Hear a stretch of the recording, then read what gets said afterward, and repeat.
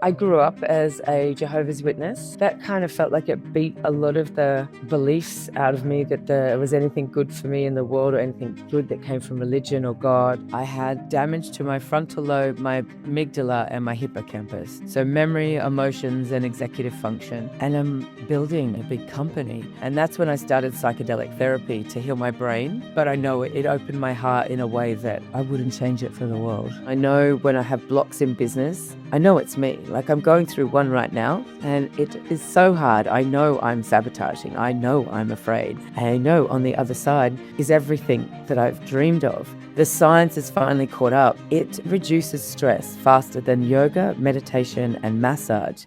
Hi, this is Ariane, and welcome to another episode of The Spirit Collective, where I talk to remarkable people about a side of their lives they rarely talk about, their spiritual path. It's time for a different conversation. By many measures, my guest today is a non-conforming business and wellness rebel. She's a stand-up comedian, a CEO, and a deeply spiritual woman. Not exactly a common trio. Lani Cooper grew up in Australia. By the time she was an adult, she'd survived an eating disorder, addiction, and what she calls real trauma. Despite this, she's had 3 successful business exits behind her. She's also the founder of MOBOT, the world's first patented foam roller water bottle, a small object that quietly does 2 things at once, hydrates you and helps your body heal and recover. A few years into MOBOT's growth, during a friendly game of beach rugby, Lani sustained a traumatic brain injury. The recovery involved hyperbaric chambers, sound frequencies, acupuncture, meditation, and a slow rebuild of a new woman. Lani and I have not met. She was recommended to me by a friend and a coaching client who said simply, "You must talk to her." I invited her on the podcast without knowing anything about her. While preparing this conversation, what I found was a woman whose whole life, including her successful business, is in many ways a love letter to herself and her own healing. She probably knows more than anyone else about every healing modality out there, every retreat, workshop, teacher, and performance-enhancing technique. Today, I want to ask Lani about something other than her trauma and her visible success, about what happens when we stop doing the spiritual search, how life and simply living it becomes enough, how men and women see the spiritual differently maybe, whether building a company can itself be a spiritual practice, and also how perhaps we need to stop the obsession with the next healing modality and replace it with something far more important. Lani, who is calling in from Patagonia, welcome to the Spirit Collective. Thank you for having me. I always get goosebumps when I hear that because I'm like, who are they talking about? It's like, I feel sometimes the same way where they have your bio and then there's the other bio. I literally call it the other bio. I even thought of calling this podcast the other bio. The other bio. Thank you so much for the beautiful intro and thank you for having me, especially not knowing each other. I've got so many questions. I think the first one I want to start off is, do you think of yourself as someone who is spiritual or on a spiritual path, or do you use a different word, different description? I think I use on a spiritual path now. It's pretty new. I grew up as a Jehovah's Witness, so that kind of felt like it beat a lot of the beliefs out of me that there was anything good for me in the world or anything good that came from religion or God, or it was felt like a lot of brainwashing and control for me. So I spent many years going the other way and trying to find something. I think inside of us, we all know there's something and want to believe in something, but when it comes through a control mechanism that doesn't allow you to be yourself and that makes you feel like there's something wrong with you, I definitely went the other way. I would say the last few years spirituality is a big part of who I am. I mean, I've never actually had someone on the podcast who was a Jehovah's Witness. Can you, just for the people listening, you don't look like someone who grew up as a Jehovah's Witness, for those who are seeing us on YouTube. Just tell me a little bit about what that was like. So your parents were Jehovah's Witness. They kind of pulled Yeah, you along for the ride. my mum mostly. And like as an adult, obviously doing a lot of, therapy and work, I understand it. Back then, I obviously did not. And I understand why she went to it. She was in a desperate need, and my dad got sick, and we lost everything. There's a lot going on when I was very young, a lot for them. I think back then, a lot of parents didn't understand that 6, 7, 8-year-olds are very aware and know what's going on. So when you don't tell them and you take them from one direction to brutally to another, it's shocking to your system, and you like kind of blame yourself. Like, did I do something wrong? Um, she seemed, I think, all or nothing. And so they don't celebrate Easter, Christmas, birthdays, like all the fun stuff. I call them the fun police. I tell people, if you want to save money, become a Jehovah's Witness. You don't have to spend money on anyone except for weddings. And That's it. is your mother still alive and she is still a Jehovah's Witness? Yeah, still a Jehovah's Witness. I don't know if my dad is baptized into it, but he's still there, and my brothers are as well. And for me, I've always felt like I've had quite the rebellious spirit anyway. So when a lot of the control and conforming came in, it eventually, by the time I turned like 11 up to teenager, I just imploded. Obviously, they just assumed I was a problem child, so trying to deal with it in that way, the usual. But it was everything was about the religion, and if you weren't focused and committed, and your day and night was about being a Jehovah's Witness and all that entails, and it was the door knockers. They like knock on your door, and as a kid, I'm getting hosed off lawns and getting yelled at by adults, like, to get out of here. No idea why, what's going on. I'm like, well, people really don't like me. What's going on? So there was a lot of that sunk into my own, like, I guess, personality and self-esteem. That was tough. Of course. And I mean, you're touching on such an important point because I think a lot of us grew up with a loyalty towards our parents, which often includes a religious faith tradition. What did it feel like to break that loyalty? I mean, you can still love them and you can break the loyalty. I'm sure it was a huge journey in itself.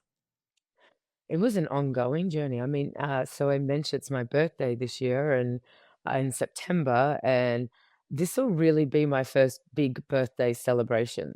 So it has still lived in me not to celebrate myself for my birthday, because they don't do it. You would get in a lot of trouble if you even ate birthday cake, sang a birthday song, like went to a birthday. It was just like, no. And for me, that felt so counterintuitive for, per se, religion or God. My birth should be a celebration. So the entrepreneur that I am, I started Happy Glad You Were Born Day. I was like 12, and I'm like, I'm selling everyone merch. Happy Glad You Were Born Day. And it caught on a little bit, because it is like, whether you chose to have me or not, I'm here.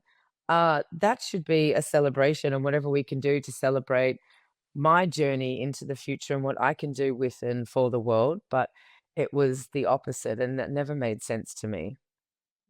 Oh my God, I love the happy glad you were born day, especially because it's a little bit of the sort of counter magnet to aging. It's like you can celebrate that every single day and celebration Yeah. of you were born and some people never made it to the age that you currently are today. I Um, know. tell I think me, that every day. tell me, was there a who or a what that kind of showed you a different path? Did you pick up a book? Did someone show up in your life? Did you hear about something? I mean, I just knew I hated it, and I just had a gut feeling, like I felt like from a very young age, I would have a zoomed out view and look around at them doing what they do and being like, this can't be life. Like, this just, what is this? And I feel like my brothers might have been a little more easily manipulated and stuff. I think it came out very different, and undiagnosed, all the things, ADD, dyslexic, all of that sort of stuff. Nothing to do with the religion, but when I was 17, I found Richard Branson's first book. And in that, he talked about his dyslexia and how it became a gift and how successful he became. And I didn't find out I had dyslexia until like the last year of high school. I was just put in the special classes. I'm like, oh, I don't feel stupid, but I definitely don't understand some of that. And when I read his book, I was like, oh, I'm not stupid. I just think differently. And I started to roll with that a little bit more. I started a lot of businesses in high school, mostly because my dad said no one will ever employ you. Got to be It was careful kind what of a what what parents tell you sometimes, huh? bit cruel, maybe correct, but bit cruel. And I don't remember there being any role models for me back then. So I became very rebellious and I got, into the so-called wrong crowd and drugs and partying and all of that kind of stuff until eventually around six, like I kept running away and they kept coming to get me. And I was like, no, this is not what this, I don't want to be here. Then eventually they gave me a choice and I chose not. And then that was definitely the last like starting of severing of the relationship with my family, because they just obviously definitely don't approve of my life. I understand, and I think it is you're talking to an audience that might be familiar with the whole thing, which is I think some people are still quote unquote in the spiritual closet because of their family of origin or because of even the work environment that they're at. And my hope is that people like you kind of allow people to bring those two things together and those worlds together. I mean, you speak of trauma, and we don't need to get into that. Drugs, we don't need to get into that. Eating disorders, we don't need to get into that. Take me through it, because I mean, some people are like, I'm in that right now. So I still have no idea. I have, I think if you could bottle my resourcefulness and resilience, um, I would just be able to check out now. I sometimes don't even know.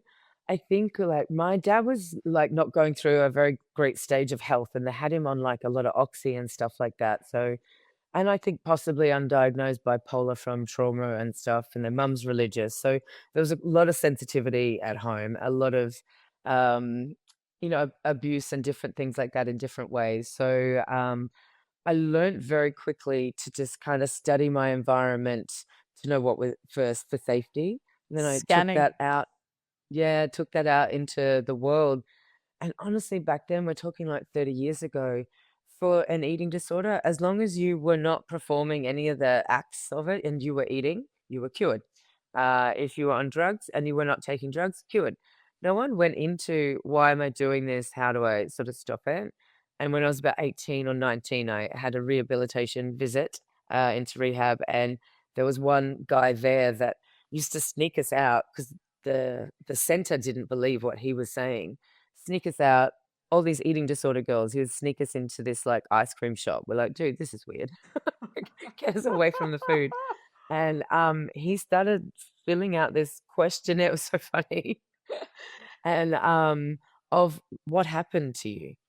And that was my first like opening of like, oh wow, okay. It wasn't just me not having self-control and I couldn't control my life and thinking I'm using those tools to have more control and show up in the world how the world needs me to show up, but more like what happened to trigger that. And so that was my first wasn't it kept going after that. It was just the first opener where I started questioning myself and my life and my why and my upbringing, as to go, why did I choose this? Because of like what happened. Um, and then it was a lot of trial and error. Um, and then my situations just got worse and worse and worse. And um, as sometimes you need your back up against the wall. I wish we didn't, but a lot of people need to, fall completely to the ground to surrender or realize what they need to do to pick themselves up.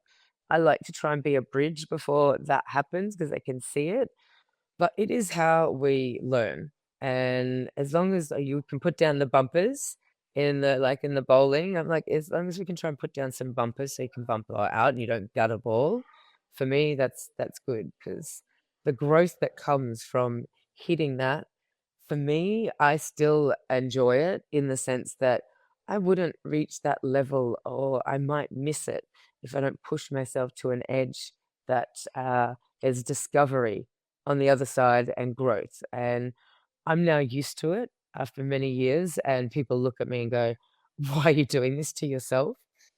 But what it does for my heart expansion and my vibration and my ability to be present for others, I would not change it for the world.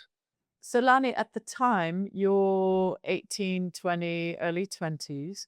Do you remember back then what your relationship to life was? Were you angry at life? Did you feel abandoned by life? Did you feel punished? Did you feel close? Did you kind of go, there's something bigger going on? Like what was the beginning? Oh, I was definitely very angry.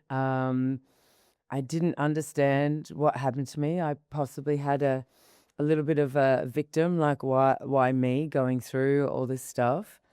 Yeah, I was very, very angry. Um, and also just still like always had a very loving, nurturing sort of curiosity nature. Like I still see the good in people even when bad things were happening. And from a zoomed out side, I would constantly be like, this can't be it. You can't be sent here for this. This can't be it. That was a constant thing in my head, no matter what was going on. But yeah, I was very angry. It showed, and it showed up in my life by others coming to not only help me be more angry, but to do things to me that really exacerbated that anger and really gave me something to be angry about. And what I know and I've learnt about me, especially back then, is that I have a fire, and it's I've avoided it most of my life, and just my own soul's fire. And obviously, as a meat suit, I got in the way because those are things I didn't want to do. I'm like, why would you want to do that? That fire got activated. The lower and the more backed into a corner I got. I'm Year of the Dragon, and eventually fire comes out, and I definitely have burnt some things, including myself, and many years of like I'm a very good problem solver because I was very good at creating problems that I had to get out of. So, and that started very young. Like at 14, I was sneaking out and going clubbing. I was stealing. I got arrested. Like there were a lot of rebellious Australian run of the mill really back then things. It was just like, oh, it's just an Australian teenager. You're like, okay, whatever. Lani, for someone, I think we all do, for someone who's got felt anger, repressed anger, visible anger, what's the best thing to do with that? I mean, Like the lucky for world is me, very, very angry right now. There's a lot of anger yeah. around. And yet, anger is not a bad emotion per se. No, It's you're not at speaking all. to. So for someone's like, I'm so angry with this situation or this life circumstance, of which you've had many, including the traumatic brain injury, which we'll touch Mm. upon. Um, what do you do with the anger in a positive way, in a productive way? I think lucky for me, I grew up playing a lot of like different extreme sports, and one of them was like touch rugby and rugby. And so I would take it out on the field, and I was a nut. And I loved it. I love what it did. Very competitive. I mostly played with the boys because I grew up with brothers, and they would always say girls can't do that. I'm like, watch me. And so I got myself in situations that would also create anger because boys did not want girls playing with them. So they were always running at me. And I had to learn very quickly just how they move their behavior so that they couldn't get past me. And that strategy, women are more strategic than they are strong, especially in a sporting field like that. And I became very good at it, and I loved it. And that was my meditation, my flow, my exercise. Like on the rugby pitch in Australia, you can say, I mean, people must have thought I was Tourette's with what was coming out of my mouth. Like I got sent off the field a lot. And Lani, so, take us back to. I want us to go back to that time where you were playing rugby and you did have an accident and injury. We don't really need to go into details. I mean, I was reading about it yesterday, so just to give everyone a sense, you couldn't understand voice tones, facial recognition, lost clarity. You had no sense of taste or smell, couldn't remember what food you liked, and had no filter when speaking, which is why I'm bringing this up. You became isolated, angry, which we've spoken about, and aggressive, which Sounds absolutely terrifying. Um, I don't want you to go back to that moment, but I want you to tell us what you made that moment mean. I mean, long story short, that was the gateway to opening my heart and having a heart-mind coherence in a way that I had no idea, obviously, at the time, but a long shortcut to transformation that I never knew was even possible. This is when I got to be grateful for it and understood a higher power might have stepped in for this, because the trajectory I was on when I got knocked out, I don't think it was healthy and where I would not be where I am. I didn't know this for years. Looking after someone with a brain injury is very tough. As much as it's tough for me, the carer goes through a lot because you're somewhere between Alzheimer's and Asperger's. You've got these aggressions and emotions you don't understand. I wasn't able to speak clearly. I couldn't remember much, even my name or why I was in America, what I was doing, my business. Yeah, relearning, like, see a menu and they're like, "Do you want chicken?" And I'm like, "What's chicken? What does it taste like? What are these things?" Luckily for me, I had a lot of great support around me at the time because I'd already started my company, MOBOT, which works in rehabilitation. So I was working with a lot of rehabilitation doctors in LA, and they saw what was happening to me and they were just like, and I had no insurance. They helped so much. I don't remember 2016 to 2018. It's not there. I lost all previous memories as well, but most of those have come back. They don't come back in chronological order, which is very interesting. So you could have had a falling out with someone, forgotten it. You're just chatting, da da da da da. And I remember my ex-husband receiving a text from this guy saying, "Oh, tell Lani thank you so much for, forgiving me and talking to me and da da da." I was like, why would I not talk to him? And then a week later, what happened came back. I went running home. I said, "No, I hate him. Why did you let me talk to him?" So there was a lot of opportunity for forgiveness and looking at memories and what happened in a different way, because I felt like they came in to be not absorbed or stick in the body or stick in there as a problem, but to be reviewed and placed where they needed to be placed. And they're placed as a story now, not so much emotional attachment. But that took years, and that's when I started psychedelic therapy to heal my brain. But I know it opened my heart in a way that I wouldn't change it for the world.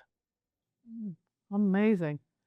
Do you do you feel like that is available to anyone who's going through something traumatic of any kind? Yeah, definitely. And you don't need to be knocked out. Sometimes we make jokes when people are like going through something. "Oh, I can fix it. Let me just hit you on the head and we'll start again." It was interesting. People would say, "Oh, you got a complete reset. Cool." I was like, "Oh, not cool." Like I went back to reptilian brain. I had damage to my frontal lobe, my amygdala, and my hippocampus. So memory, emotions, and executive function. And I'm building a company, a big company.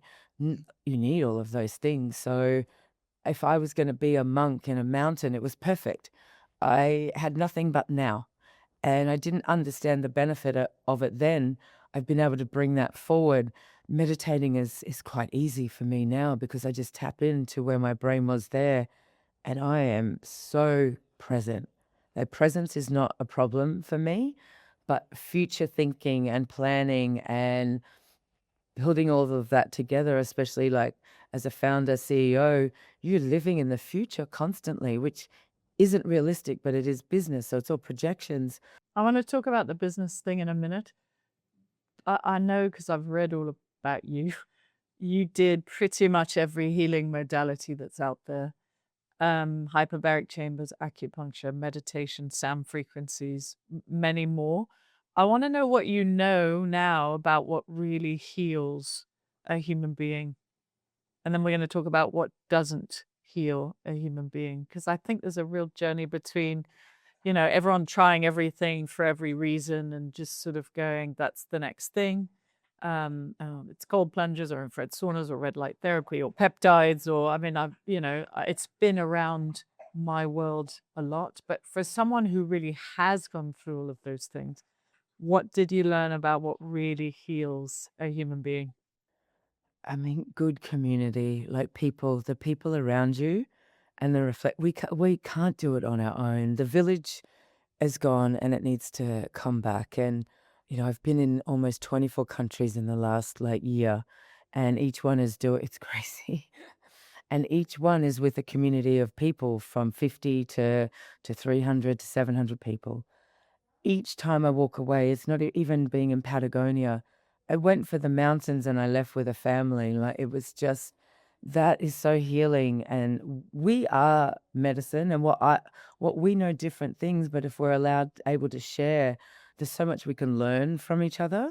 But the biggest things that definitely changed my life, and I'm very cautious how I share this because it's not the answer, is psychedelic therapy.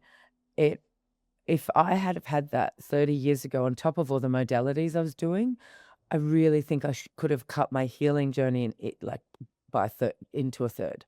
That is what I know now, and I try and combine modern psychedelic therapy with traditional therapies.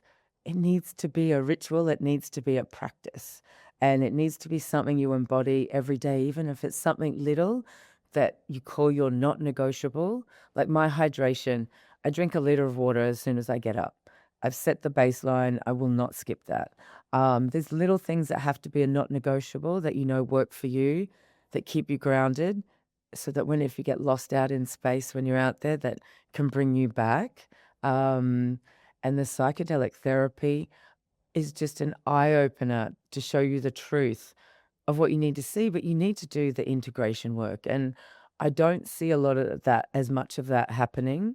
It's something I'm working on with a friend to help put into practice, because even some big names that I know that have done all these ceremonies, and they're like, what is integration? And integration is very subtle, and learning to listen to, if you just did medicine or not, um, listening to the subtleties of what it's doing and working through you, and listening to your body. So literally embodying what you do.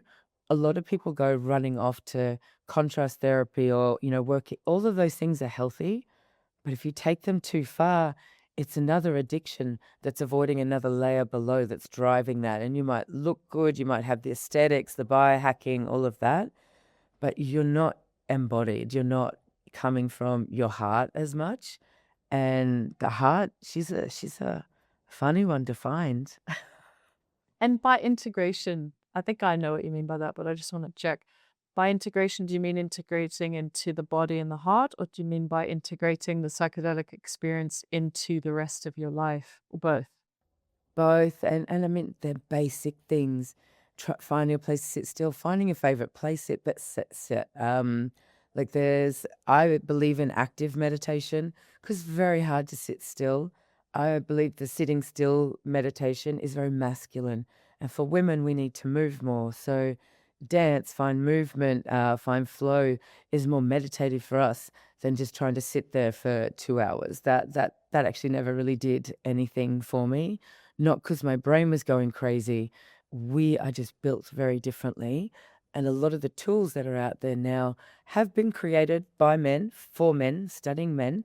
Nothing wrong with that.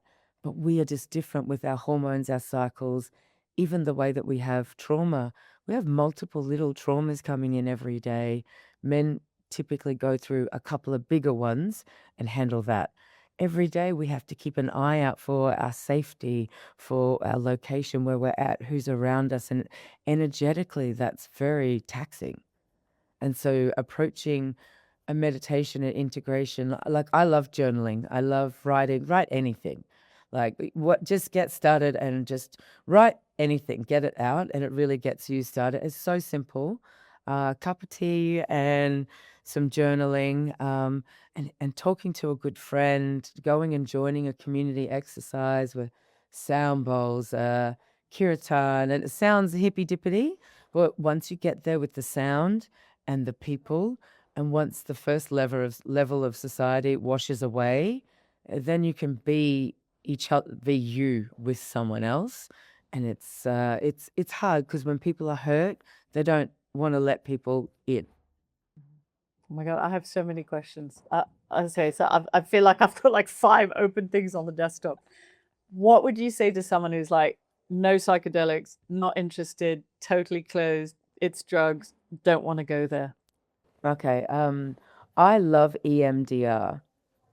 EMDR, EFT, which is the tapping therapy, and even just guided meditations. I'm going to give myself a little bit of a plug here, but these foam roller water bottles, I created this one like 10 years ago.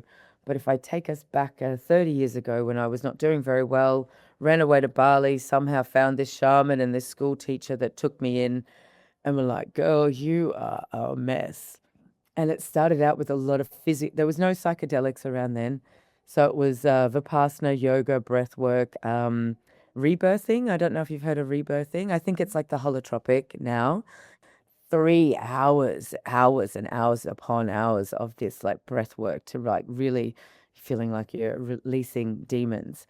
Um, and there's no foam rollers around, then there's nothing. But I had to go in and get a physical treatment every day from these Balinese shaman that were digging into me, and I hated it. It was so painful. I'm a little bit, is it a sadist when you do it to yourself or masochist? We got a wine bottle and we taped rocks to it, then taped a towel to it. And I would roll on that and roll that to prepare myself mentally for the pain that they were going to do.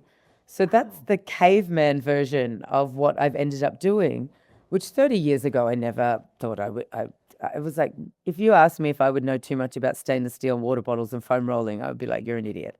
Now, what I see happen with people, because the science has finally caught up, it reduces stress faster than yoga, meditation, and massage. Because once that healthy pain hits your body, you can't think, you're out of your mind, you're in your body. The only way through it is to breathe. So it's a tool to connect you to your breath, with breath is everything. And you're also slowly releasing knots and adhesions in your body that they say it's hard to say it stores trauma, but it's connected to the nervous system that has a connection to the trauma. So the trauma is not actually in the body per se, how they say it. Like your body keeps the score. It's on a very right track. But it's not exactly what's going on. But it's a very easy way to explain it. And every time you move through and you stop and you find a point and say it's at a 7 or a 10 and you breathe 30, 60 seconds and you let your body relax around it. Some people have memories come up. Some people have emotions come up. You don't need to connect with the story and you move on. Lani, I was in Miami last week and I went to a yoga studio and a Pilates studio, and they were both there, you know, the MOBOT water bottles. And so they are, I know that you know this, but they are showing up in beautiful, amazing places around the world. Yeah. And I think I told you last night on the phone, you've given me a Father's Day sort of idea and gift. I mean, whether it's for mothers or fathers or graduation presents, and I mean, it's such a lovely, lovely, lovely gift. It's a gift too for someone that you want to encourage to be healthier, but you can't talk around it, eat more salad, eat more whatever. And they're like, this is cute. All of a sudden, they're drinking more water. Then in a month, they're curious, like, how does this thing work? What's happening here? I've had a lot of reports of that where it like has helped their mother or their father, actually drink more water because water is the same as we age. It has to be a habit. The reminders to tell us to drink that we're thirsty disappear with age. So if we haven't created these habits, rolling out, doing yoga, walking, breath work, all of that, it declines with age. So everything is a good habit builder. One thing you said to me, which I loved and I wanted to ask you about, is you said that a lot of us, including, I'm going to speak for myself too, have turned healing into another achievement sport where it's more about the achievement of it than the healing of it. Yeah. You know, there's obsession around longevity, around peptides, around plant medicine, around blood testing, and it just doesn't stop. Can you speak a bit more as to just to make sure that it's fine if we are pursuing it out of curiosity and interest and passion, and yet if it's more of a ego satisfaction and a result and an achievement, and in some ways a coolness to be able to tell everyone you're doing this, you're kind of missing the purpose of what's available in the healing. Yeah, I think the data collection and knowing the data, like if you have a serious health problem, amazing. Get all your tests, get the data, become aware. Once you become aware and acknowledge what's going on, you can take action. But that's not, it doesn't need to be a forever action because the body's sending you messages all the time. We've just not learnt to hear it or we don't understand its language. So like when I had my brain injury, I lived on the aura ring. And it wasn't just for me, it was for people helping me. They knew how that I slept, so they knew what rehabilitation they could do that my brain could handle that day. I don't wear any wearables. I'm not an I electronics don't kind of either. Yeah. EMF girl. I believe in them, and I think they help a lot of people. But I think that if you can get to a point where it can teach you what you need to know and hear about your body, then start to practice hearing that because you know when you haven't slept well, you know not to, like when not to push it, but we're so afraid to trust ourselves because we've lost that long ago. That was either beaten out of us or whether it was family, school, society, whatever. Don't trust yourself. Trust corporate because we can sell you something that will make you feel better. And look, I sell something, so I'm like on the fence, but I definitely have seen it turn into a bit of a new addiction and sharing status for a lot of people. There's still a lot of good, but when people are just obsessed with the data or I've got to have it, they're missing the point of being in their body. And there's such a liberation and freedom to wake up and tune in and go, I don't need that coffee today. I'm going to have this. Like, I run a lot on in the moment. What am I feeling into? What am I tuning into? And being a little bit more relaxed about it.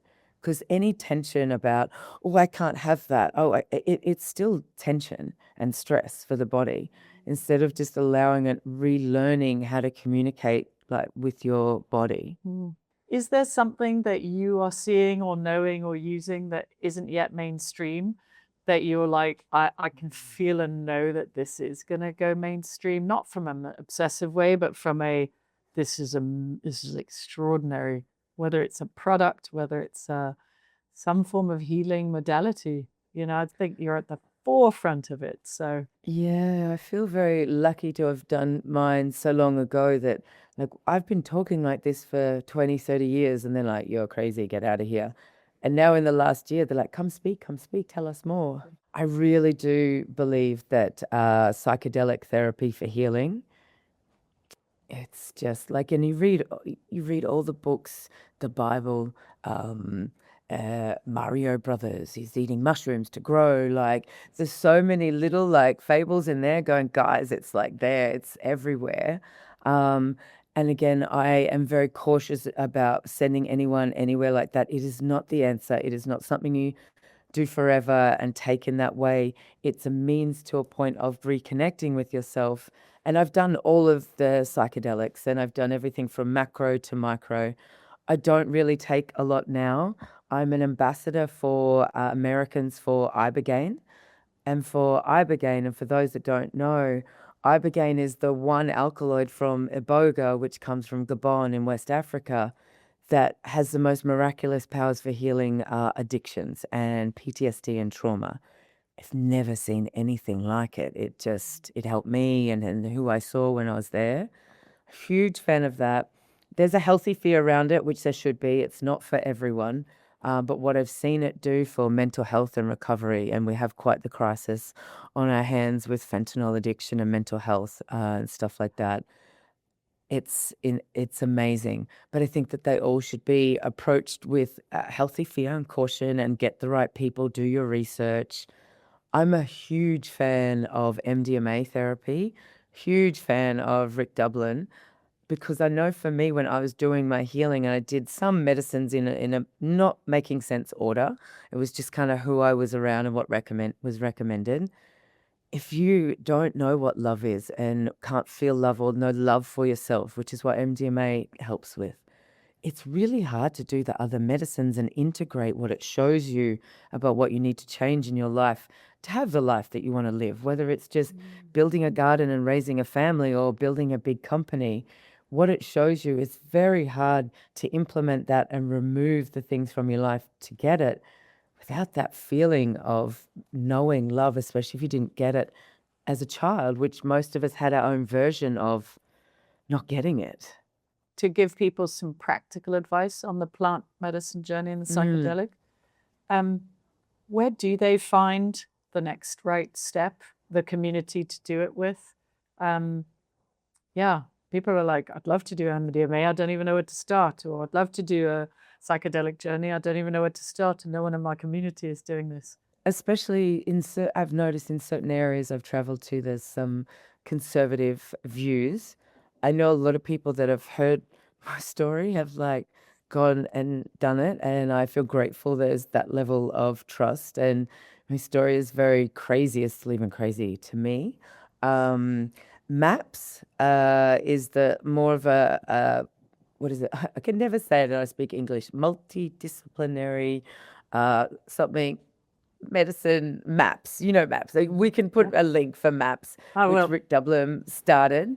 They have so much great research and publications.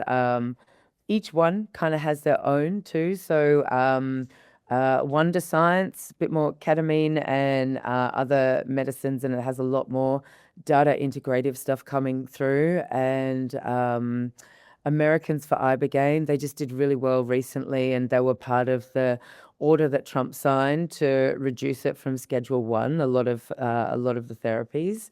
So you can look up the medicine you're interested in. And I always tell people to sit with it, to talk to it and see what comes up with you for you, because it's all still energy. And if you're called to it, you can start researching in your area. I would never work with a therapist that's never done it. So there's therapies out there that practice psychedelic therapy on top of their therapy. I believe to make money, and I'm not no judgment, but definitely ask if the therapist has done this therapy and has relatability with you, and make sure that they have a really strong integration package. And it's not a one-time thing. It should be a 3-6 month program, that the medicine is just the pinnacle of what you get to implement into your life. And the big thing that I say and remind people is, when you have an intention, you should have an intention with just about everything you do, let alone medicine. When it gets difficult, remember what you asked for, because if what's standing in your way feels difficult, scary, ugly, horrible to look at, if that was removed, on the other side could be what you asked for. So this is a chance for you to lean in and go through. And it doesn't look pretty. And I think that's why sometimes people struggle with the integration. Because I know for me, one of my integrations, there was people in my world and my group that no longer served where I needed to be for my best and highest good. And I had to politely say goodbye. And I'm friends with them still, but it's a different energy and it hurts. You might have to leave a job. You might leave a partner. You might have to change a lot of things that the medicine is guiding you to, but it doesn't mean it's bad and it didn't work.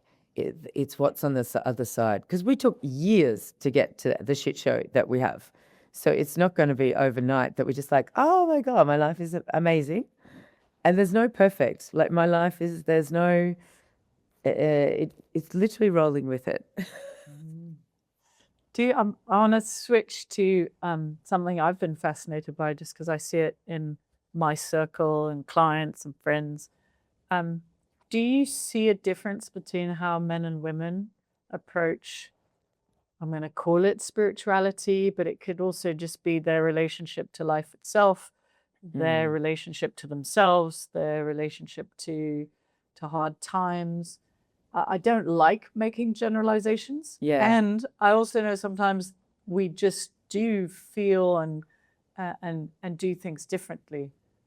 I know you've worked with both, and you've been around peak performance and celebrities and people of all walks of life. So what would you say? What do you feel like men really need to hear right now? What do you really feel women need to hear right now? It's definitely different. And I'm really grateful the last few years we're noticing, we're acknowledging, and we're studying the difference. Like even when I had my brain injury, they had only been studying men's brains. It's only been about 15 years they've been studying women's brains. And hormones and where you are in your cycle can affect your recovery, where your progesterone and estrogen is. And that's why my recovery was a bit longer, but it wasn't common knowledge. And I think energetically, I never want to say behind, but it's different for men because women have had to gather together to survive for a long time. We've been ostracized and had a lot against us. And so we've got that community collective coming in and the village a little bit more naturally to raise the family and all of that kind of stuff. That's key to where we're going. That comes a little bit more naturally for us. I think men getting together and being able to speak up openly and honestly, and there's a lot more great and powerful groups coming out that are bringing men together. Men have a lot more, I think, anger and rage, which underneath anger and rage is actually just sadness. But it's not been safe for them to be sad. It's been more safe for us to be sad than anger. So we get to, release our, holy anger or whatever they call it. But we're learning quicker because we've had the community and support and we've known this for a while. We've gathered together. They're starting to gather together. And I love somatic therapy of getting the rubber bat and beating it out. You've got to move it out, even if it's going for a run. That's where the physicality of that movement is epic. It works. And I think a lot of men going to medicine because medicine will kick your ass. You are not talking back to the therapist. You're not talking back to the drill sergeant. It's inside of you, kicking your ass from the inside. You just have to surrender and let it show you what you need to see. And I think it's a really great place to know that this is me and it's showing more of me. There's no victim here. There's just learning and growing. Absolutely. Lani, if you could summarize it in one sentence for both, how would you help a man own his power and how would you own a woman own her power today, talking 2026, which was probably different a few years ago, but what is it today? I mean, I think men getting comfortable with what it looks like to empower a woman or let her feel empowered. And it's not like taking over, it's not pushing, it's not control, but it's allowing her. I step more into my feminine when I'm with a strong man in relationship. I do things that I can't do on my own. I don't even know where it comes from. And as it grows, some men get a little bit like, whoa, whoa, whoa, where are you going? And that fear of losing you into the losing you. But it's quite the opposite because we're like, want to come back to the nest and bring it back to the nest and allowing us to fly off. There's no jealousy, there's just trust. That is us in all of our glory, flying around together and sprinkling fairy dust and then coming back to the home. And then the same for us. I feel like, again, I don't like to speak for women or for others, but I feel like the feminist stuff went a little too far and we've lost our softness in treating our husband kind of like a king or rewarding him or allowing him to soften, like just to give a massage, to give in a different way rather than waiting to be earn for me, take care of me, all of that. Because women have been trying to do everything for so long to keep up. That's the stupidest thing I ever got involved in. Like, I don't want to do it all. But there is a way to collaborate on it. And I think also not trying to interfere with our, what do you call it? Our gift of crazy. Like what looks crazy to a man is us just actually pushing something out that our intuition is so strong when you're tuned in. And it might seem crazy at the time, but to being able to learn to trust us and what we say, we see things very, very differently. We're not in one compartment where they're good at. We are out here and we feel so much. So if we say, oh, I don't know if I trust this person or this might not be the right group, I can't tell you why yet, but just be cautious. I mean, you need to listen to that. I'm very big on, I call it the inner microphone, of just allowing that microphone to be at like volume 10 so that you really hear it. I do believe it's available to everyone, but I just feel it really is. We're so used to kind of putting it down in some ways. Because the mind takes over and as much as, mind control, meditation, everyone's like the mind, the mind, the mind. The heart and the body, the heart remembers more, the body embodies it. The mind is trying to control it or avoid. The ego is trying to push all those things away. You don't need to see that. Just go this way. And when you slow down long enough, like I tell people, would you let a 3-year-old drive your car?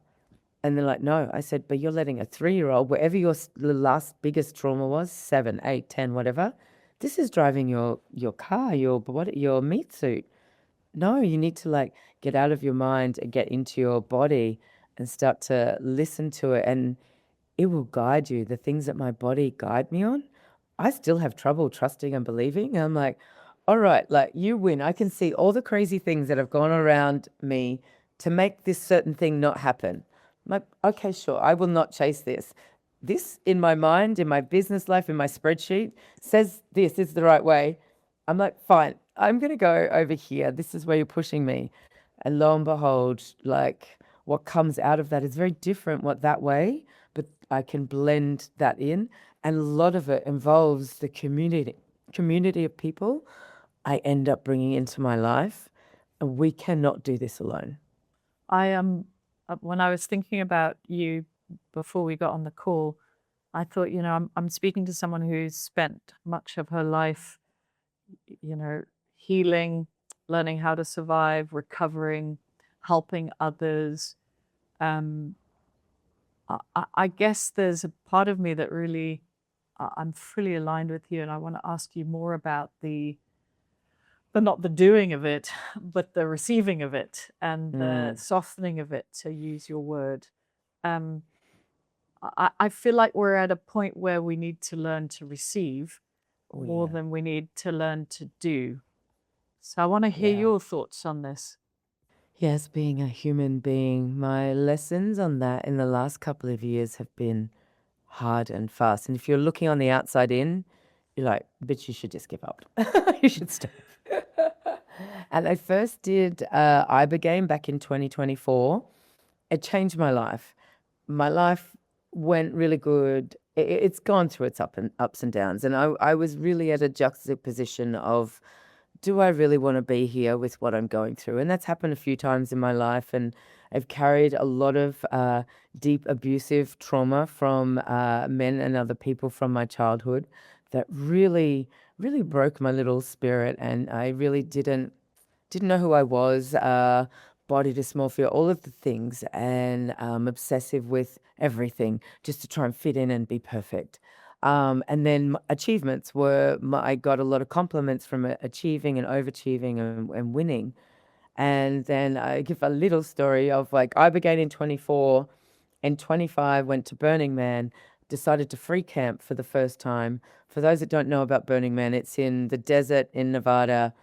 It looks crazy from the outside, but it's a beautiful heart opener from the inside. And you're in the dust for a week. I decided to free camp.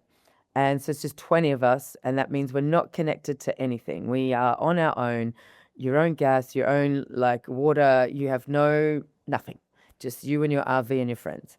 The guy we paid to bring in our trailer with the food, the water, the gas, everything, never showed up. So I'm at Burning Man with costumes, and that's it. And each day got more challenging, knowing he wasn't coming in. My friends did their best to take me in, but when you're free camping, every little thing is allocated. And so, it's like sleeping a little, sharing in a little bunk here. Like, if there was a Strava of me getting ready and going around and where I slept at Burning Man, it would be hilarious. And so the biggest lesson though, like when it happened, I do this often when something big challenges me. I go outside, I will look up and I'll be like, this is a good one. I think you got me. But I'm going to handle this one with grace because I have a feeling whatever you're trying to teach me now, something big is on the other side. So I went back to the girls and went, I'm going to stay, I'm going to figure it out. Literally slept my way around Burning Man. I slept in like 8 different camps. I was like, do you have a spare bed? One person had a loft, for crying out loud, and I was on other person's couch. But I had to learn to receive in a way that I would never have allowed myself. Like I had to be fed, had to be housed, I had to be all the things. And at Burning Man, the first principle is radical self-reliance. I just had costumes and love. So I'm like, okay, let's go. Ended up having obviously the time of my life. Someone's like, you either have bad karma or good friends. I went, I have really good friends. And at the end of it, I got a lot of comments from people. They were just like, I know what you went through. I know what you're going through. We're all going through a lot this week. It was a tough week. They're like, what I went through is nothing compared to you. I saw you up on art carts, up on stage. I saw you dancing. I saw you in costumes. I saw you everywhere. The happiest I've ever seen you, just spreading like little love, light, love, and joy. And there was some sort of acceptance on allowing people to help me and realizing I don't need anything. I have everything. And for the first time in my life, I said words to one of my best friends and a doctor that helped me through my MS and Parkinson's stuff. And I was like, oh my God, I have something to tell you. He's like, what? I was like, I've never thought this and I've never said this. He's like, spit it out. I'm happy to be alive. And it was just this like, I actually, with all the things that I went through, I'd actually just never thought that. I knew I didn't want to die, but I didn't like suffering, all those things. But I'd never actually thought, so happy to be alive. And it was just, and my life has changed. Like since then in August, that's how I've been in all these countries and all these events. It just, life just opened up and went, what do you want to do? And all the things I'm doing now, I didn't even know I wanted to do them. People are like, how are you getting to do this? I went, I think I made it up. I hear the extreme thankfulness and gratitude Oh, of the soul to life, and life pouring that back to you in some ways, right? It's a giving, and then you received the result of that statement. I know you also said something, which is that it was something like love and flexibility are the answer to everything. I mean, it sounds like you were prepared for that at Burning Man. You showed up with love and extreme flexibility. And if you walk yeah. out into life with love and flexibility, life will take care of you in some ways. Yeah, and it doesn't Amazing. always look like what you think, and this can get in the way. Like I know I get in the way of what I'm here to do by, masking it with, oh, I want this dress. I want to look like this. Like that's not necessary, Lani. Just show up and give what you've got to give, and that will be enough. Like whatever it is, and to believe whatever. Even today, getting nervous and trying to read like notes and all of that unnecessary. Whatever is to be will be, and it's a very difficult thing to get used to at first. But I think that is authenticity. You could give me a microphone now, you could put me on anywhere, and I know it will just work out. It may not look like how I would prefer, but you see the response and the feedback from people, and when you're in tune with your body, that resonates with others and you attract more of that. We're all craving the humanity in each other. We're not craving the success in each other, which is why, I can talk about it, but I think I want people to experience you more as the human Yeah. behind the success. Yeah. Do you, just because you are someone who is in business, you're building a fourth company or probably more, and there's probably more coming.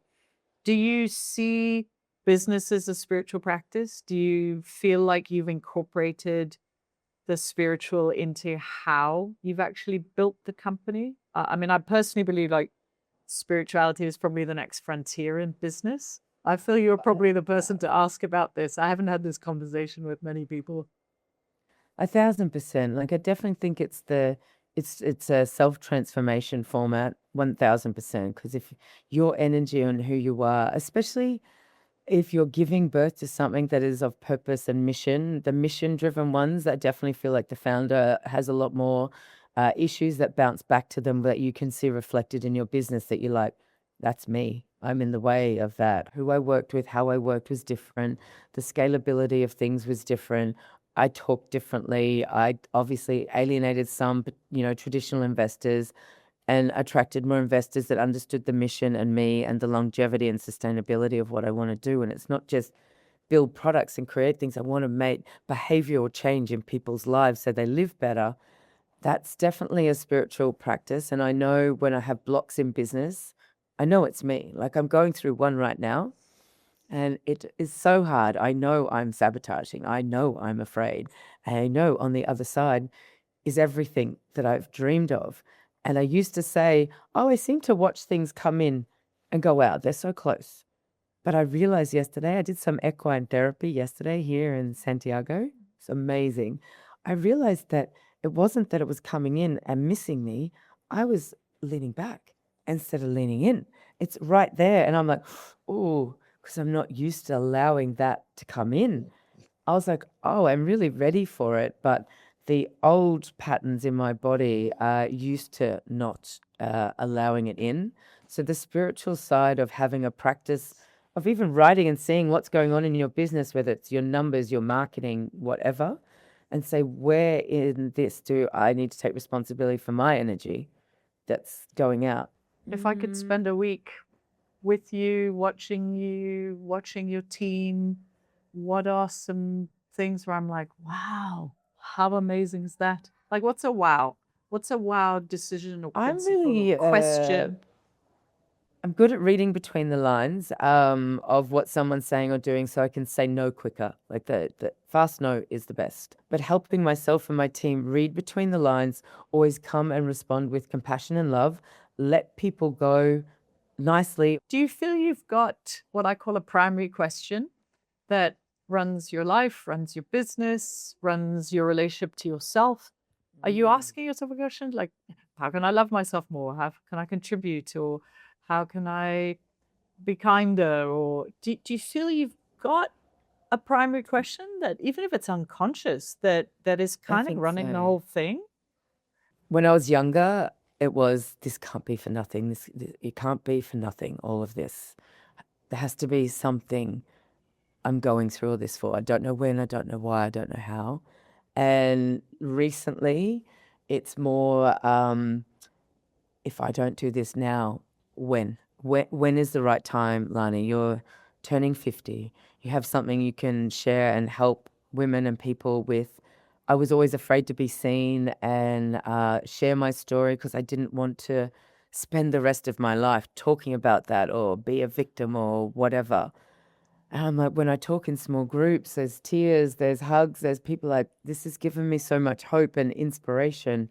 And I think that's what I want for people to know, that like, it may not change, it may not go away, but it will become different. And that hope needs to get louder, because I still have really tough days, but I know I'm going to get through them. I know it's not forever. I know who to call and what to do. I feel very lucky. And I want that for people. So now it's like, if not now, when, Lani? What are you here for? I've made it to this and I squeezed the juice, and I want to leave like, a legacy or burn something down that doesn't need to exist anymore. Like, that's always been in there, but I've been so afraid of it because like, I didn't want to be seen. I'm like, can I do it from behind something? And then I just kept getting asked to speak. I went, oh God, I'm going to have to find a way to own this shit. You're speaking to something that's so relevant. It's been personal in my journey too, which is, I think, as a lot of us have a visibility crisis. We don't have a Especially crisis of women. presence. We don't have a crisis of being real and authentic. We have a crisis of visibility. And whether it's for the women listening, or even the men, it's just creating a space where women can be visible, whether it's in a boardroom, whether it's in a relationship, whether it's in a family gathering. I think that the word visibility is a big one right now. And I'm so grateful to you for being visible and for being more visible and for you sharing even just yourself in the visible side here. The self-criticism and the competition that we seem to have been pit against each other, the fucking needs to stop. The kindness needs to come back. In high school, I would love to get into high school and remind them, this mean girl bullying stuff, you're going to need each other more than you know when you get out in the world, because the world is not going to make it easy for you, but you can make a path and make it better if you can support each other. There's no competition. We're not trying to take each other's men. Like, there's enough for everyone. We don't need to chop each other off at the knees. I want to say, really thank you. I've done a lot of listening today and a lot of receiving. I feel I've been less in host mode and more in receiving and learning, and kind of like there's real wisdom not only for people who are listening, but actually really for myself. Thank you. So yeah, I'm really grateful. I'm grateful to life for having put you in my path, and Me I think it's the too. beginning of something. Yeah, to all our listeners, to all the people who are watching this, I hope you've enjoyed this beautiful episode. We are going to include links to Lani's discount, which I highly recommend. You get more than one because there are people in your life who could really benefit. One, from being more hydrated, and hydration leads to being more in the body, which leads to being more intuitive, creative, feeling your heart more. And then the rolling part, there's so much talk about fascia release and what's stored in the Yeah. body, and stretching and the sitting all day. And I feel like you've created really a gift without, pointing it specifically to one thing or the other. It will be what it will be for each person individually. You don't even know the gift it's going to be. It's the unwrapping of that. It could be something today, and it could be something very different in 6 months that the body needs. So Lani, thank you for your time. Thank you. I know you're in Patagonia. I know you're about to get on a flight. We appreciate London spirit to see our connector. Correct. We appreciate you. We're going to include links to your website, anything else, workshops. I know that you do things within and for companies. If anyone wants to learn more about Lani, we're going to include all the links in the show notes. So thank you And I so would much, like Lani. to send over some links to some of the medicine research and some books I highly recommend just to get started to open up. So I'll do a list for you as well. Helpful. Beautiful. Lani, Thank you so much. Please Can't remember wait to meet you in person. Oh, it's going to be wonderful. Please remember to like this episode if you did, if it made you think of anyone specifically in your life where it's like, oh my God, my friend here, she has to hear this episode. Please send it to them, and follow us wherever you listen to podcasts. I'm Ariane. Thanks for watching. Bye. Bye.